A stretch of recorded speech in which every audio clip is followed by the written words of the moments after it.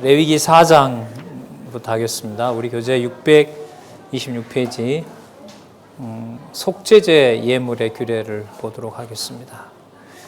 이건 이제 속죄제는 회막 안에 들어가죠. 그리고 향단 뿔에다가 꼭 피를 발라야 되는 거고요. 그러니까 속죄제는 피 흘림이 반드시 필요한 겁니다.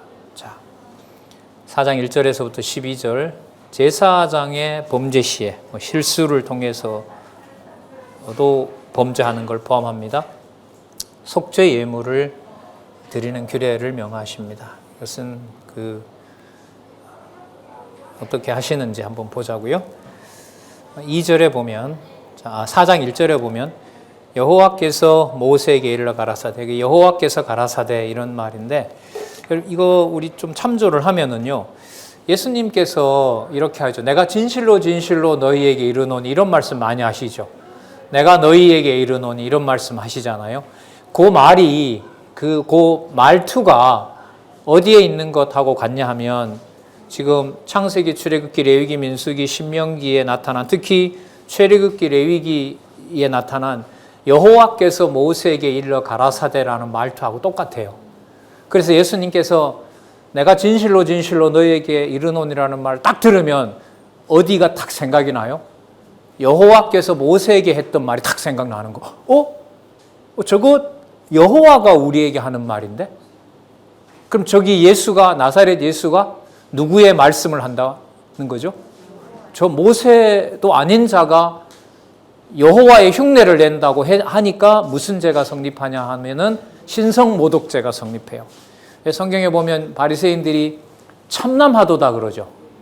참남하도다라는 게 바로 여러분 이 문구 때문에 그래요.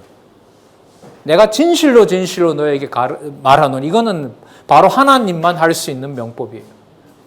자, 어떤 참조하시고요. 그러면 다르게 말하면 여러분 그 말은 뭘까요?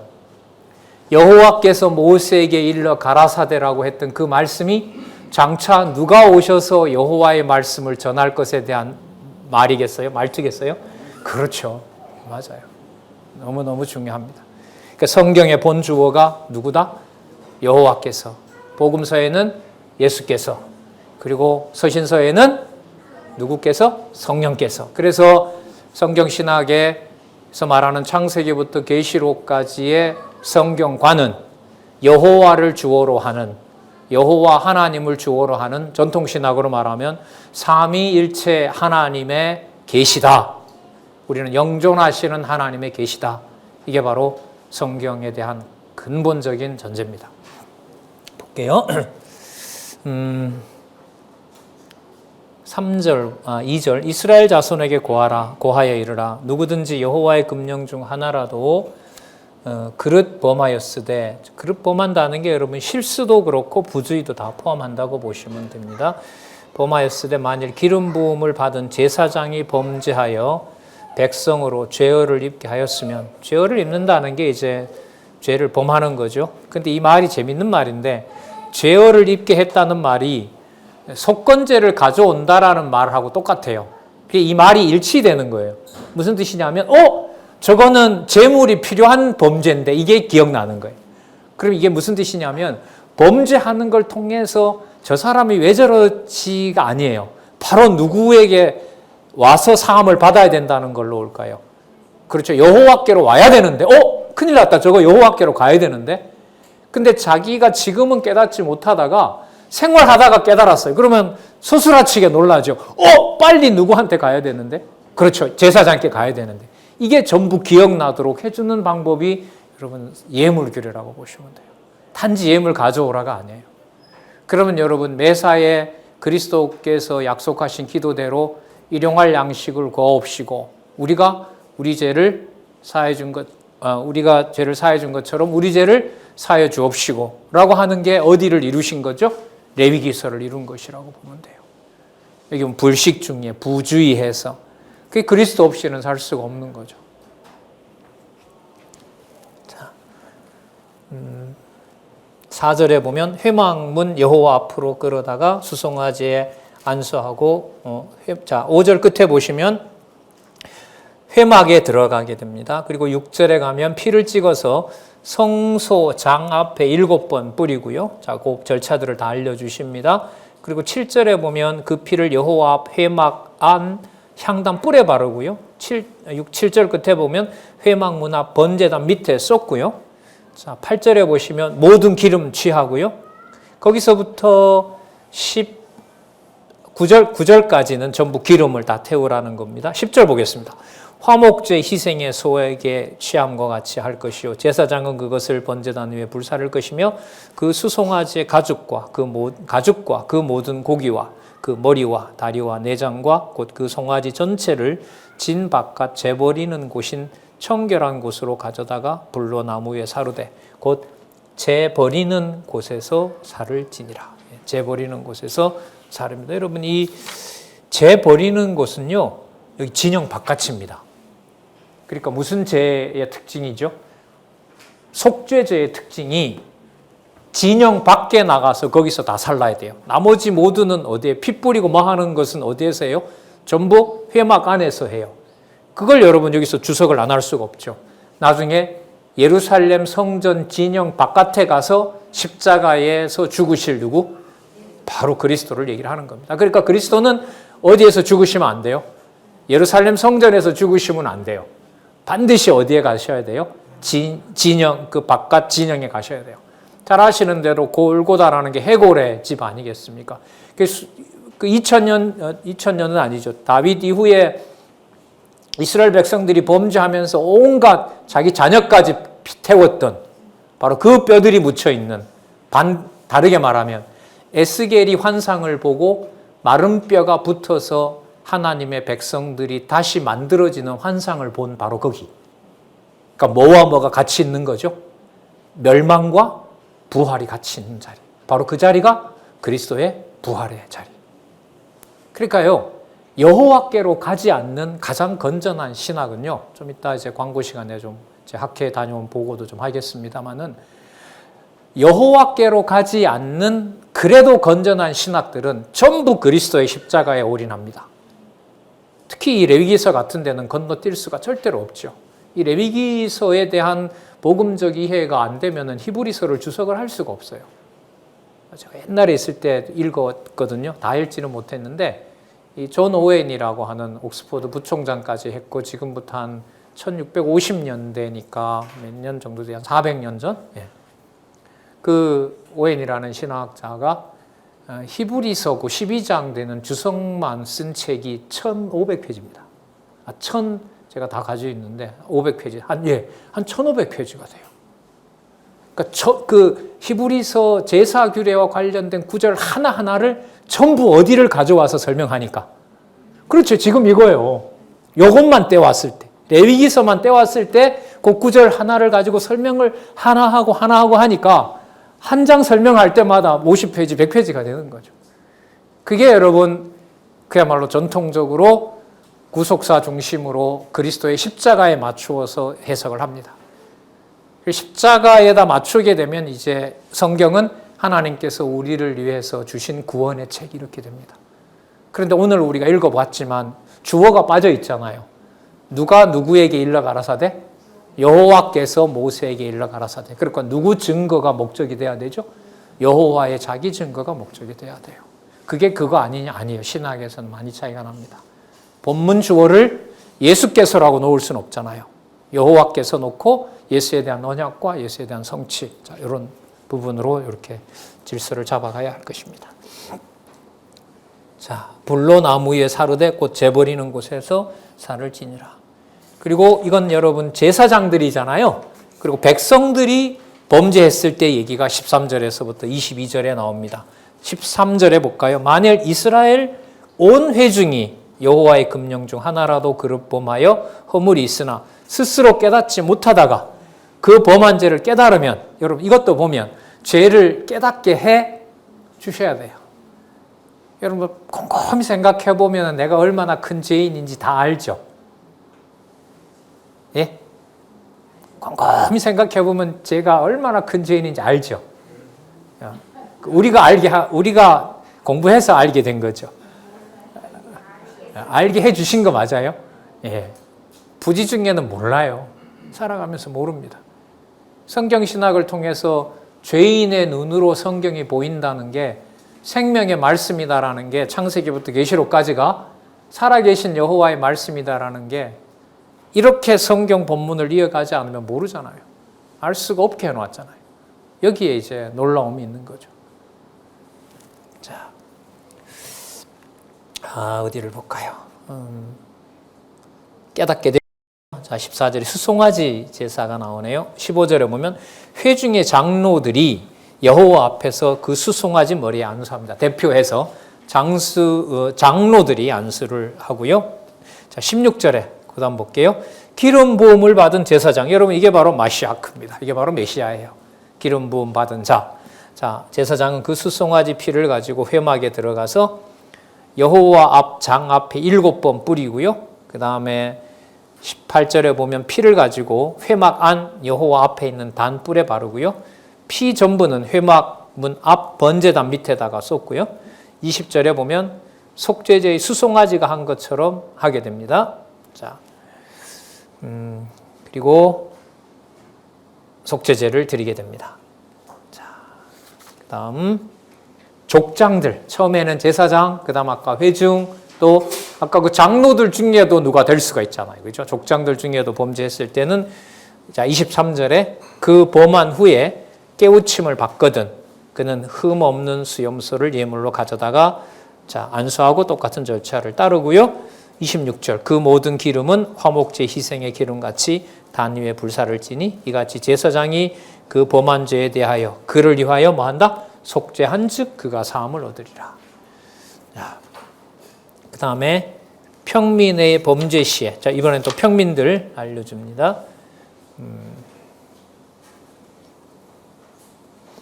자, 평민의 하나가 했을 때는 8절에 볼까요?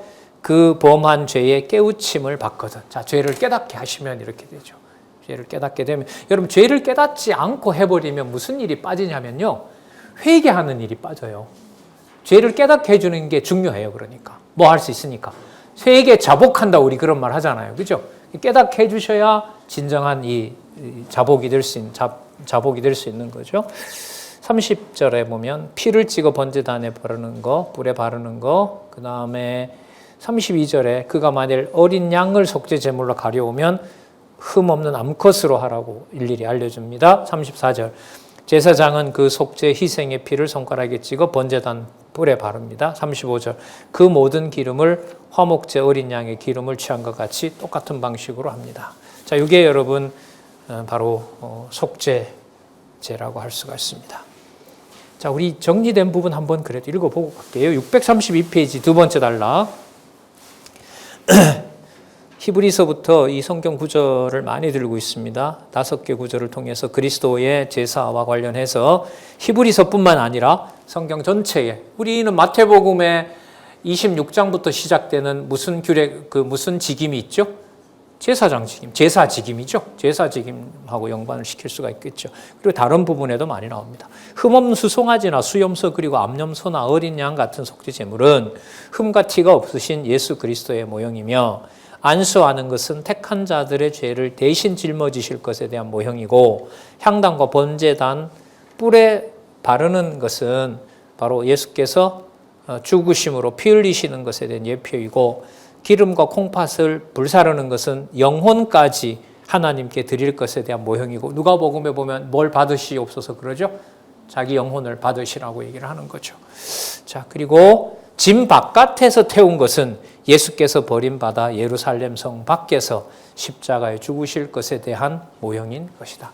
진 밖에서 그래서 히브리서에 가면 성도들이 고난받는 상황을 우리가 그리스도가 영문 밖에 나가신 것처럼 우리도 영문 밖으로 가자. 그게 여러분 순교하자 이 말인 거죠. 머리 대신 그리스도가 그 히브리서 우리 성경신학 요절 있잖아요. 그 요절에 보면 그리스도께서 그 십자가의 제물을 두려워했다 그랬어요. 즐겨 받으셨다 그랬어요. 즐겨 받으시고 이렇게 됩니다. 그러니까 즐겨 받을 수 있는 것은 아버지가 그 제물을 받아줬기 때문에 가능한 거죠. 그건 그리스도밖에는 못하세요. 아버지께서 원하시는 육의 몸으로 아들의 자리를 갈 수 있는 유일한 분이 그리스도이시기 때문에 그게 마가복음에서 무슨 신분? 낮은 신분에 나오잖아요. 그래서 낮은 신분은 도덕적 모범을 말하는 게 아니에요. 이제 현대 기독교는 이 부분으로 많이 가 있죠. 그리스도를 한 위대한 인물로 도덕적 교사로 만들고 그를 따라갈 수 있고 따라가도록 또 은혜를 갚아야 된다는 걸로 성경의 진리를 왜곡하고 있는 거죠. 아닙니다. 예. 결과적으로 성도들의 윤리라는 것은 하나님 계시의 관점에서 하나님의 능력으로 아름다운 교회를 세우시도록 하나님께서 하시는 일이죠. 우리 자주 말씀드리잖아요. 우리 고린도전서에 나와 있는 대로 자기 몸을 불사름에 내어줘도 뭐라고요? 네, 아무것도 아니다. 여러분 그 말을 어떻게 세상이 받아내겠어요? 네. 하지만 여러분 여기 보더라도 하나님이 받으시도록 준비해 놓은 다음에 속건제도 나오고 앞에 나왔습니다마는 비둘기 새끼 한 마리라도 하나님이 준비해 놓으신 절차를 따라서 드리는 제사라면 하나님께 무슨 제물이 됩니까? 향기로운 제물이 되는 겁니다. 그게 여러분 성도의 비밀입니다. 교회의 비밀인 거고요. 예. 이 깊이를 우리는 이 말씀을 통해서 확인해 가고 있는 겁니다. 속건제 예물의 규례. 자, 속건제로 가보겠습니다. 순서는 이렇게 돼요. 아까 대제사장부터 평민에게 여호와께서 죄를 사해 주는 걸 알려주고 영문 밖에서 불태우도록 하고 안쪽에 영문 안에 있는 백성들은 전부 뭐 하는 거죠? 전부 거룩하게 만들어 주는 거죠. 그러니까 각 백성들의 허물이 더 이상 허물이 되지 않고 여기로 갈까요? 자손 언약임을 확증해 주는 방법이 속죄제 다음에 무슨 제가 가능하도록 해요? 속건제가 가능하도록 합니다. 이 건자가 허물 건자잖아요. 그러니까 평상시에 백성들이 범죄한 것을 하나님께서 속죄제의 근거를 두고 사해 주시는 겁니다. 그걸 제사장부터 시작해서 평민들에게 하나님이 뭘 받아준다고 했으니까 속죄제를 받아준다고 했으니까 그리고 속건제는 뭐가 따라오냐면 백성들과의 사이에서 배상이 따라옵니다. 그러니까 배상이 따라온다는 말은 뭘까요?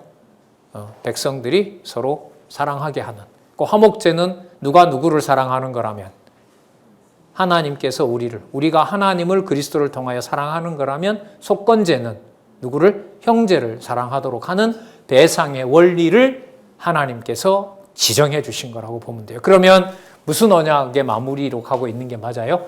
그 자손 언약. 내가 만든 내 백성의 의미가 맞죠. 그걸 40년 동안 궁극적으로는 세대 교체를 하면서 하나님께서 자손 언약을 마무리하시는 내용이 이 시내산 언약이 끝나면 민수기 1장에서부터 30장까지 광야, 시련과 교훈에서 완성하시는 겁니다. 그리고 자손 언약 섭리를 마무리합니다. 그럼 오늘 우리가 1시간 이상 우리가 살펴봤지만은 결국은 누구 이름을 치밀하게 기억나게 하는 절차를 준비하시는 거죠? 여호와의 이름. 분명해요.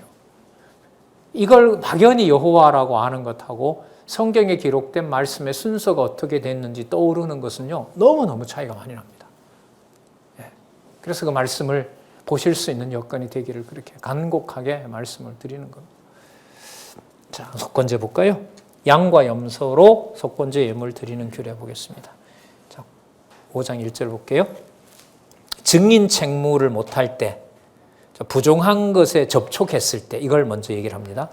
누구든지 증인이 되어 맹세시키는 소리를 듣고도 그 본 일이나 아는 일을 진술치 아니하면 죄가 있나니 그 허물이 그에게로 돌아갈 것이라. 거짓 증인이 되는 거죠. 그러니까 얘기를 아는데도 안 하고 자기에게 손해가 되고 특정 사람이 피해를 받게 됐을 때 증인 노릇을 안 하게 되죠.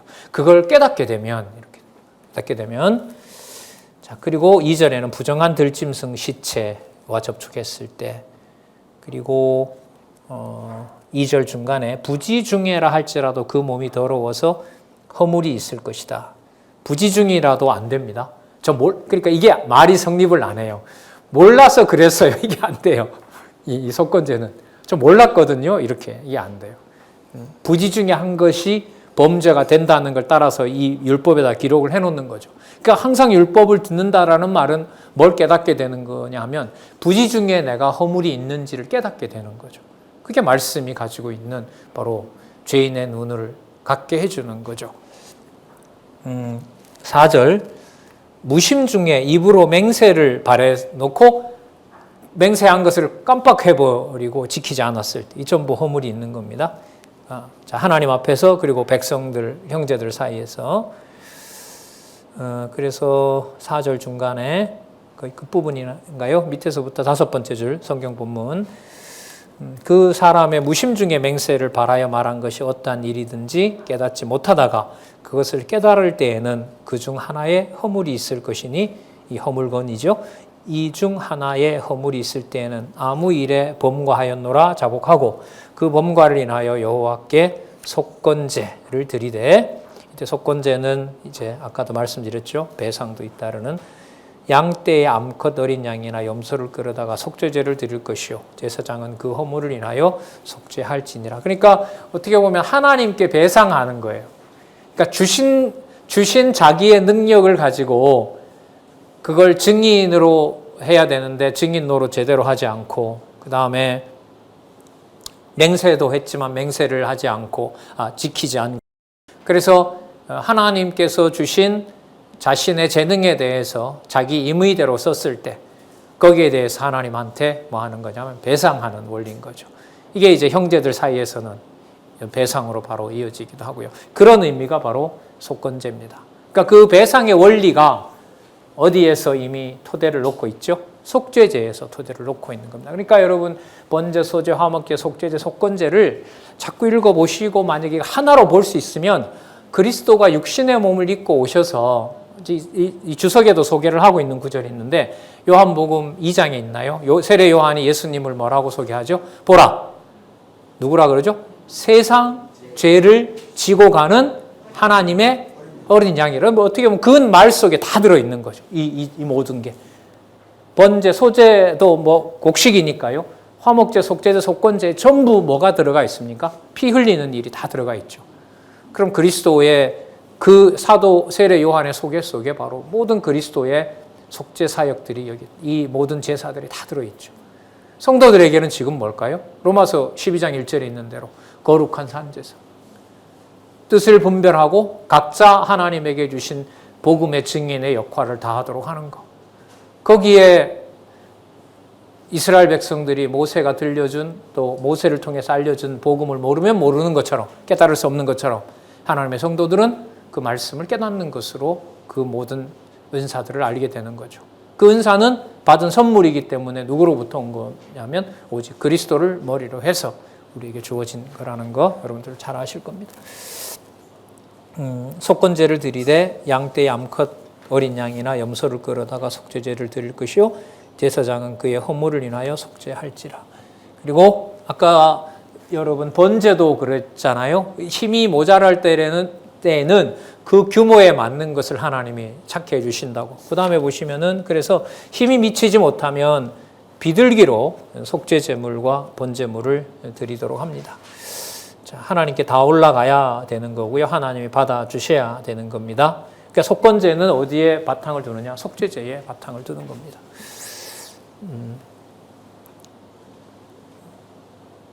8절 볼까요? 7절 보겠습니다. 만일 힘이 어린 양에 미치지 못하거든 그 범과를 속하기 위하여 산비둘기 둘이나 집비둘기 새끼 둘을 여호와께로 가져가되 하나는 속죄제물을 삼고 하나는 번제물을 삼아. 번제물 삼는다는 것은요 다 태워 드리는 겁니다. 다 올려 드리는 겁니다. 화제로. 자, 그다음에 8절에 보면 제사장은 속죄제물을 먼저 드리되 그 머리를 목에서 비틀어 끊고, 아주 참 상상이 되죠. 몸은 아주 쪼개지 말고 그 속죄 제물의 피를 단 곁에 뿌리고 그 남은 피는 담 밑에 흘리고요. 그게 바로 속죄제가 됩니다. 그 다음은 규례대로 번제를 드릴지니 제사장이 그의 모든 검과를 위하여 속한즉 그 죄가 사함을 얻으리라. 그러니까 여기 다 나오죠. 속건제를 백성 하나가 거룩한 백성으로 제사가 드려지려면 뭐가 다 동원이 돼요? 앞에 있었던 이 모든 방법이 다 동원이 되는 거예요. 이게 여러분 뭐겠어요? 여러분들과 제가 언약 자손으로 살아갈 수 있는 요건이 단 몇 가지 사건이 아니라 뭐가 다 총동원이 되는 거예요. 모든 제사 방법이 다 동원되는 거예요. 누가 완성하신? 그리스도가 완성하신 이렇게 놓고 보면 자손 언약 성취에서 자손이라는 이 개념을 좀 우리 쪽으로 가져와서 생각을 하면 이거 엄청난 일인 거죠. 이 지상에 살면서 하나님의 백성으로 살고 마음이 하나님을 생각하면서 조금이라도 편하다고 했을 때 하나님이 준비해 놓은 방법으로 보면 허물 하나를 해결하는데 뭐가 다 동원되는 것하고 똑같아요? 모든 제사가 다 동원되는 것하고 똑같죠. 이게 성도의 권위입니다. 진짜 자손 언약 성취 섭리를 여호와만을 생각하도록 하시는 섭리라는 것을 또 한번 말씀드립니다. 자, 5장 11절에서부터 13절. 힘에 못 미치면 이번에는 그 아까 비둘기로도 안 되면은 무엇으로? 고운 가루. 고운 가루를 어떻게 하는 건 여기 또 알려줬죠. 소재는 이렇게 하면 된다. 다 알려준 거 아니에요. 참 극친절입니다. 성경. 자, 자기 백성을 챙기시는 거 보면. 자, 넘어가겠습니다. 14절에서부터 16절. 성물을 범하고 속건제 예물을 드리는 규례를 알려줍니다. 15절에 여호와의 성물에 대하여 그릇 범과하였거든. 그러니까 제사에 필요한 물건들을 잘못 취급했어요. 이게 허물이 있거든요. 그럴 때 어떻게 하라고 하는 것을 알려줍니다. 그리고 17절에서부터 19절 여호와의 금령 중 하나를 범했을 때 수양으로 속건제 드리는 것을 알려줍니다. 17절 만일 누구든지 여호와께서 하지 말라고 한 것을 부지 중에 범하여도 허물이라. 그러니까 몰라서 그랬어요. 이게 안 통해요. 그러니까 여러분 죄를 깨닫게 하는 것을 여호와께서 깨닫게 하신다라는 게 전통적으로도 많은 신학자들이 강조합니다. 제가 논문을 썼던 논쟁이 많죠. 이런 비판이 있지만은 그 십자가를 중요하게 여기는 이 바르트라는 신학자가 줄곧 강조하는 게 그겁니다. 죄를 죄로 알려면 은혜가 아니면 모른다. 그래서 율법도 복음의 지배를 받아야 된다. 근데 이게 모든 게 전부 이제 그리스도의 십자가로 가죠. 그래서 이게 이제 성경 전체를 보는데 저는 문제가 있다. 이걸 이번에 가서 이제 제가 발표를 한 겁니다. 자, 18절. 부지 중에 허물이고요. 18절. 그는 너의 지정한 가치대로 때중 흠없는 수양을 속건제물로 제사장에게로 가져오고 제사장은 그의 부지 중에 그릇 범한 허물을 위하여 속한즉 그가 사함을 얻게 된다. 그 다음에 이웃에게 범죄한 경우 그 배상과 속건제 규례를 명합니다. 그래서 아까 말씀드렸죠. 이웃과 관련해서 속건제는 뭐가 따른다? 배상이 따른다. 6장 2절에 보면 누구든지 여호와께 신실치 못하여 범죄하되. 여러분 표현이 너무 재밌어요. 이웃에 대해서 허물이 있는 게 누구의 명을 거역한 게 된다는 거죠. 그렇죠. 그러니까 뭐와 뭐가 구분이 안 돼요. 하나님을 사랑하고 이웃을 사랑하는 것이 구분이 되질 않는 겁니다. 이게 복음이잖아요. 이른바.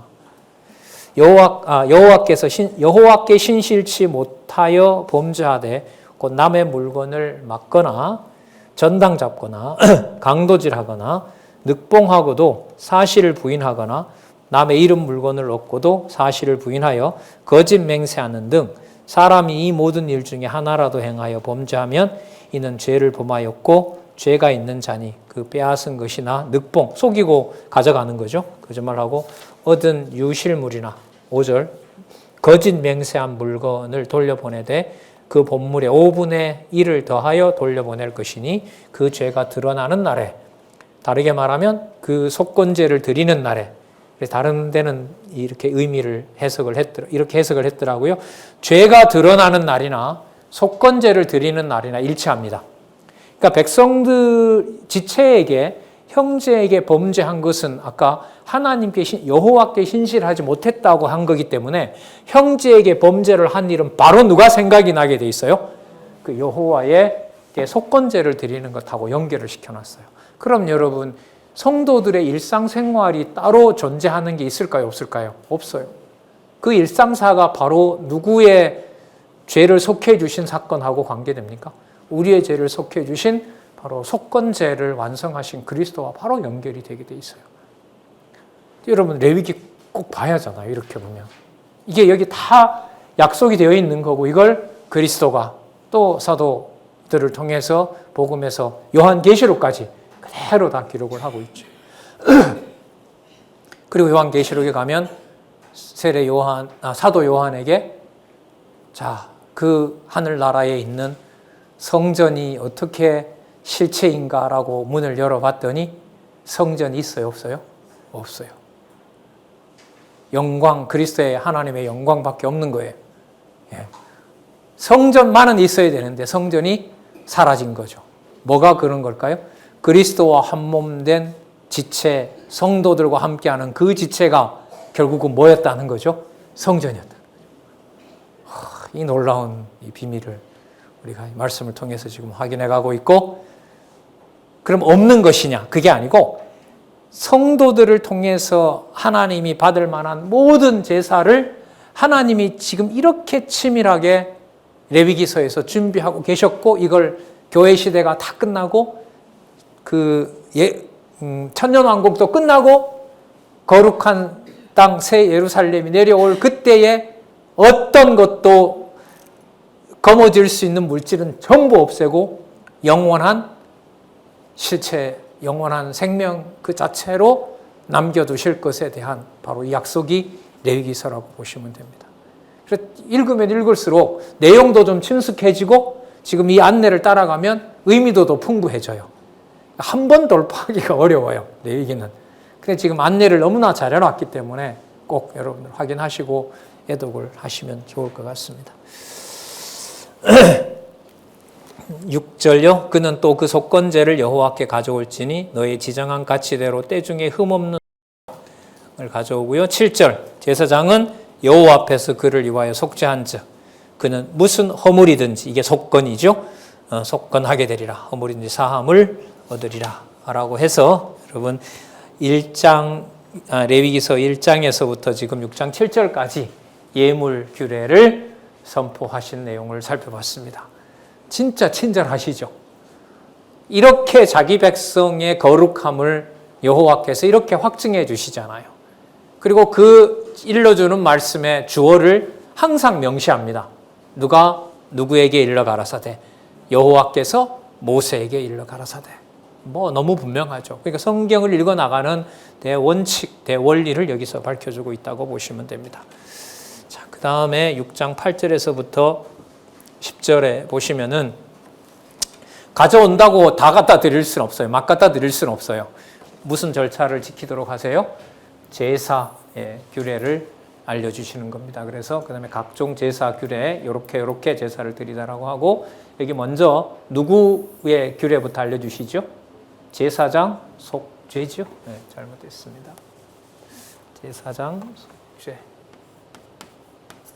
그 다음에 백성 속죄, 그 다음에 제사장들의 행동 규례. 왜냐하면 이 제사장들이 범죄하게 되면 큰일 나는 거예요. 제사장들이. 자, 그래서 제사장 행동 규례를 선포하고요.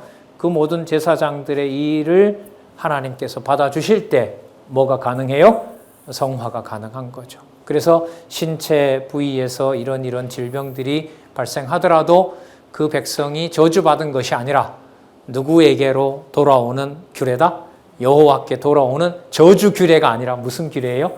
성화 규례가 되는 거죠. 그러니까 예물을 알려주시고 그 다음에 그 절차인 제사를 알려줘서 모든 백성들이 하나님 백성 되도록 하는 무슨 규례?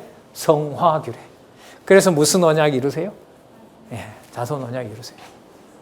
진리의 말씀으로 거룩해지는 이 놀라운 역사를 여러분들과 제가 지금 엄청난 혜택을 받고 있는 거죠.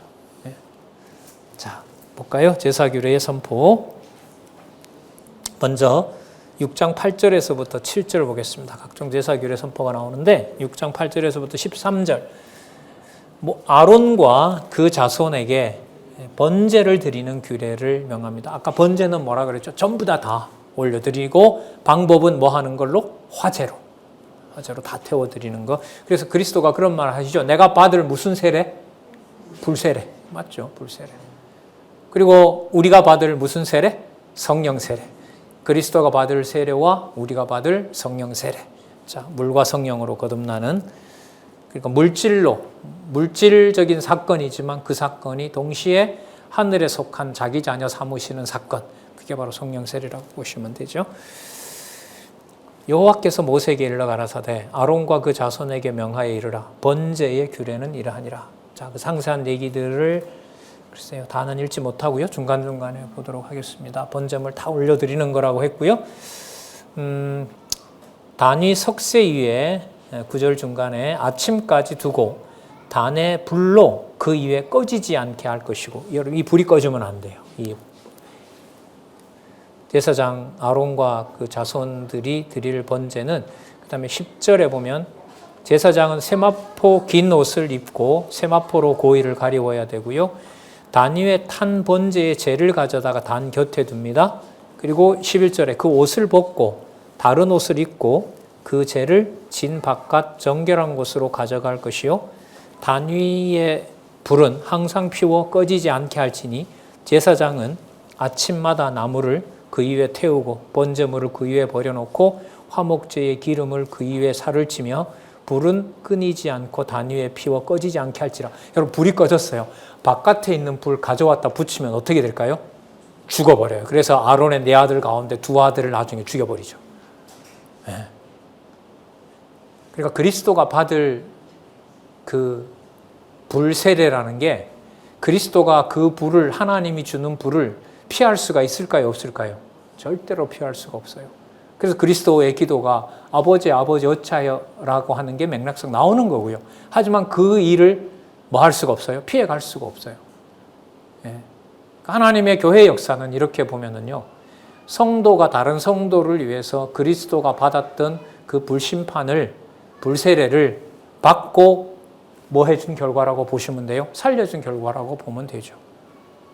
그래서 신앙의 역사, 교회의 역사를 굉장히 귀하게 여기는 겁니다. 신명기서에 그거 나오죠. 나중에 가나안 땅에 들어가면 과거에 어떤 일이 있었는지 꼭 알려줘라. 그렇게 하기 위해서 신명기 기록한다는 거죠. 그래서 다른 어떤 역사보다 교회 역사라고 하는 것은 할아버지 할머니가 얘기 안 해주면 아버지 엄마가 알 리 없고요. 물론 시작을 아버지 때에서 했다 하더라도 그 아버지가 그 다음 때 얘기해 주지 않으면 모르는 거잖아요. 거기서 여호와 하나님을 경외하는 역사가 가정교회의 역사이고 또 전체 교회의 역사라고 보시면 되죠. 자, 그래서 불을 함부로 다룰 수가 없고 반드시 그 불을 가지고 제사가 이어지도록 하는 겁니다. 이게 제가 봤을 때 이 번제에서 아주 중요한 부분입니다. 자, 6장 14절부터 23절에 보면 소제 드리는 걸 알려줍니다. 자, 이 소제에는 그 소제가 이 땅에 나는 그 곡식이지만 그 소제에 담겨 있는 의미는 아까 뭐 하고 같냐면요, 번제를 통해서 하늘에 올라간 것하고 똑같아요. 그래서 지금 이걸 뭐라고 하냐면 한번 볼까요? 뭐 한 움큼을 어떻게 하라라고 나오는데 18절 보시기 바랍니다.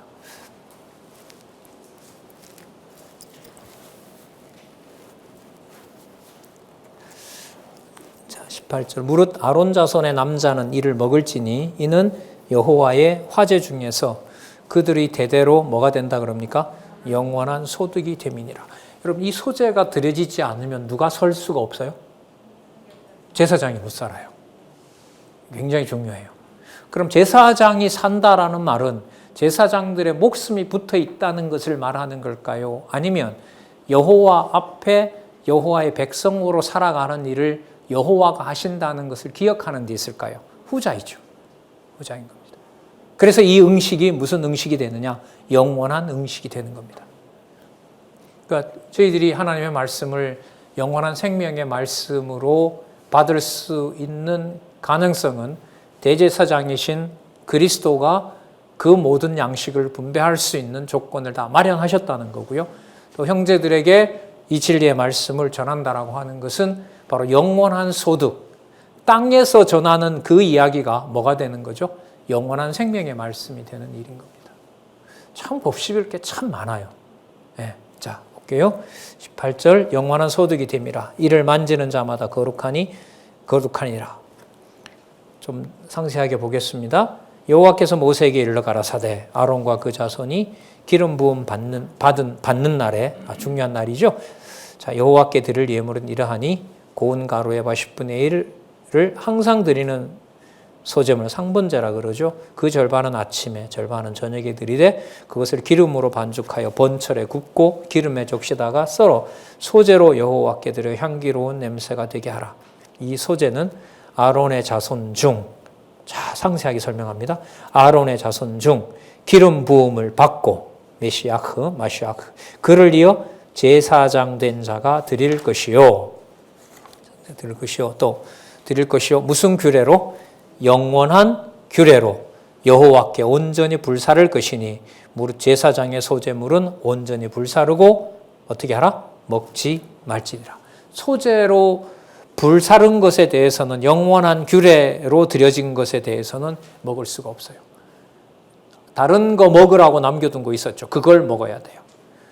그러니까 어떤 제사 방법이냐에 따라서 손을 못 대는 것도 있고요. 또 손을 대서 먹게 한 방법도 있어요. 그럼 이 모든 것은 지금 여기에 이렇게 모아져 있죠. 영원한 규례로. 영원한 규례로. 그럼 이때 영원한 규례는 여러분 지금 하나님께서 자손 언약을 이루시고 이렇게 보호하시는 이 모든 방법들이 하나님께서 언제 작정해 놓았다는 뜻일까요? 창세전에 작정해 놓았다는 겁니다. 이 비밀을 여러분 나중에 그리스도께서 요한복음 17장에 가서 아버지께 기도하는 내용이 나오죠. 그리고 신학에서는 우리가 볼 대제사장의 기도 이렇게 제목을 붙여서 보는데 요한복음밖에 나오지 않죠. 뭘 얘기합니까? 아버지가 내가 아버지 안에, 아버지가 내 안에, 저들이 우리 안에. 아버지 기억하십시오. 아버지 기억해 주십시오. 그럼 여러분 그 내용이 무엇이냐라고 묻는다라면 지금 보시는 무슨 규례요? 제사 규례에 보면 상세하게 나오죠. 평민들이 백성 하나하나가 여호와께 영원한 규례가 되도록 모세를 통해서 어떻게 아론 지파가 참여하여 안내해 줬는지가 이게 그대로 나오죠. 그러니까 여러분 그리스도가 본인이 만들어낸 기도가 아닌 거예요. 누가 일러준 것을 자신에게 맞추어서 풀어서 알려준 거죠? 그렇죠. 아버지께서 모세를 통하여 선지자들을 통하여 알려준 걸 그대로 가져와서 풀어주는 겁니다. 여러분 이걸 성경 강론이라고 하죠. 여러분 잘 아시는 너희가 성경에서 영생을 얻는 줄 알고 성경을 상고하거니와 그 성경이 내게 대하는 것이로다. 요한복음 5장 39절. 누가복음 24장 44절도 잘 아시죠? 모세의 율법과 선지자의 글과 시편에서 나를 가리켜 기록한 것이 모두 이루어져야 하리라. 그러시면서 마음을 열어 성령을 불어넣어 주시고 말씀을 깨닫게 하시고 하는 역사가 일어납니다. 자, 그 다음에 그 피와 관련된 속죄제가 그 다음에 나와요. 피는 어떻게 처리하라라고는 말씀이 나오는데 6장 26절 볼까요? 죄를 속하여 드리는 제사장이 그것을 먹되 곧 회막들 거룩한 곳에서 먹을 것이며 무릇 그 고기에 접촉하는 자는 거룩할 것이며 그 피가 어떤 옷에든지 묻었으면 묻은 그것을 거룩한 곳에서 빨 것이요 그 고기를 토기에 삶았으면 그 그릇을 깨트릴 것이요 유기에 삶았으면 그 그릇을 닦고 물에 씻을 것이며 그 고기는 지극히 거룩하니 제사장의 남자마다 먹을 것이니라. 그러나 피를 가지고 회막에 들어가 성소에 속하게 한 속죄제 희생의 고기는 먹지 못할지니라 하니라. 피를 가지고 들어간 것은 그 고기는 먹으면 안 되는 거예요. 나머지 것들은 이제 속죄함을 받은 거니까 먹으라고 알려줍니다. 그럼 여러분 25절에 보면 아론과 그 아들들에게 고하여 이르라는 말은 여러분 아론만 듣고 끝난다라면 대제사장의 역할이 끝나는 것이지만 동시에 무슨 치명적인 일이 벌어지죠? 백성들이 뭐 할 수가 없어요. 그렇죠. 거룩한 백성이 될 수가 없어요. 거룩한 백성이 될 수가 없어요. 그러니까 아론과 그 아들들이 이 지금 일러주는 제사규례를 그대로 잘 실천하는 것이 동시에 누가 거룩한 백성 되는 것하고 직결되는 거죠. 그렇죠. 이스라엘 백성들이 여호와의 백성 되는 것하고 직결돼요. 그래서 이 제목 있죠. 자손 언약 성취 섭리 안에 지금 우리가 살펴보는 레위기서, 예물규례, 제사규례, 성화규례 이게 왜 들어있는지 이건 제가 봤는데 아직 이런 논문 없더라고요. 제가 지금 뭐 예루살렘에서 그 개종한 유대인들 학자들이 뭐 지금 이 그리스도 사건으로 뭐 이번에 큰 학회를 했더라고요. 그리고 책을 주문해서 사놨는데 아직 읽어보질 못했는데 왜 이런 말씀드리면 이런 기대 때문에 그래요. 유대인들 중에 이 제사 규례를 신약을 깨닫고 이거 이렇게 푸는 이런 글들이 안 나오나. 마치 그걸 여러분 실제로 누가 제일 처음 하셨죠? 예수님이 처음 하셨잖아요. 처음으로. 그죠? 예수님이 오셔서 아까 말씀드린 대로 구약 전체 읽어보고 그리고 아까 모세의 글이라고 했으니까 창세기, 출애굽기, 레위기, 민수기, 신명기 물론 유대인들은 제목을 따로 붙이고 있습니다만은 어쨌든 그 모든 걸 읽고 예수님께서 누구 얘기로 얘기하신 거예요? 자신 이야기로 하신 거죠. 그리고 사도 바울이 그렇게 했고 그러다가 이제 100년 남짓 다 끝난 거죠. 유대인들은 지금까지도. 지금 이제 유대인들은 이제 조금씩 돌아오고 있는 거 아니겠습니까? 자, 7장 1절에서부터 10절 보면 아론과 그 제 가손에게 속건제를 드리는 규례를 명합니다. 여기 보면 뭐 가죽과 고기 이런 것들 전부 다 알려주고 있습니다.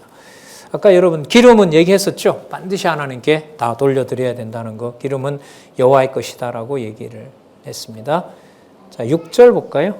5절 볼까요? 제사장은 그것을 다 단위에 불살라 여호와께 화제로 드릴 것이니라. 이는 속건제요 지극히 거룩하니 이것을 제사장의 남자마다 먹어 거룩한 곳에서 먹을지며 속건제나 속죄제는 일례니 그 제육은 속하는 제사장에게로 돌아갈 것이요 사람의 번제를 드리는 제사장은 여러분 사람을 뭐 태운다 이런 얘기가 아니고요. 사람들이 드리는 번제는 이런 말입니다. 사람들이 드리는 번제를 제사장이 드리게 되겠죠.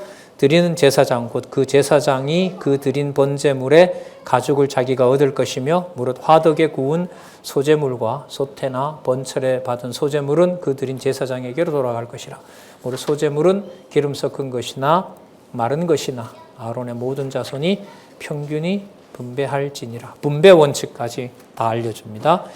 그리고 화목제 규례를 알려줍니다. 이건 좀 위에서 한번 볼까요? 아까 우리 화목제 예물이 있다라고 얘기했죠? 그러면 이 화목제 예물을 어떤 방법으로 드리는지. 아까 우리가 살펴봤을 때 이 화목제의 근거에서 무슨 제가 다 가능해요? 화목제를 위해서 속죄제가 있어야 되고요. 속죄제로 인해서 무슨 제가? 속건제가 가능하거든요. 자, 그러면 그런 걸 이렇게 연관시키면서 우리 7장 11절부터 21절까지 살펴보도록 하겠습니다. 우리 잠시 쉬었다가